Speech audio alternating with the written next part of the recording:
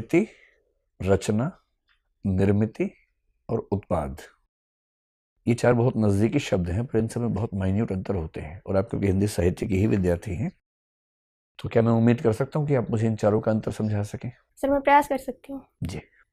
Sir कृति सृजनात्मकता से अधिक रिलेटेड रहती है, तो जब सृजना का प्रयोग करते हुए कोई नई रचना दी जाती है तो वो कृति होती है।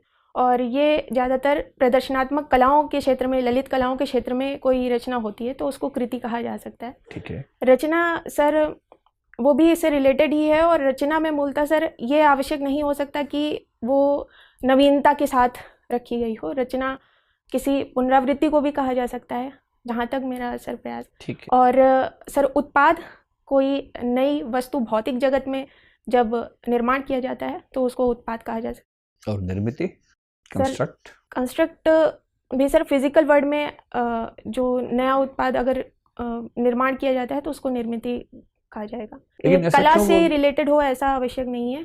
निर्मिति और उत्पाद ये फिजिकल वर्ड में ज़्यादा रिलेटेड। लेकिन कुछ लोग कहते हैं कि जैसे जेंडर डिफरेंसेस हैं वो लॉजिकल या सोशल कंस्ट्रक्ट हैं, सामाजिक निर्मितियां हैं। Yes sir. तो निर्मिति क्या ज़रूरी है कि भौतिक विश्व में ही हो? यस सर, लॉजिकल वर्ड में, और मुझे लगता है रैशनैलिटी और तर्क का प्रयोग करते हुए अगर कोई थ्योरी दी जाती है तो उसको भी सर निर्मिति कहा जा सकता है। निर्मिति कह सकते हैं। कृति और रचना में थोड़ा सा और अंतर सोच के बताइए कि क्या दोनों लगभग समान हैं या इनमें कोई अंतर किया जा सकता है? कोई एग्जांपल देके समझाइए।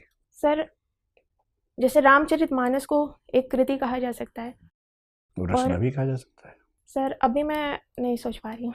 कोई बात नहीं, ठीक है।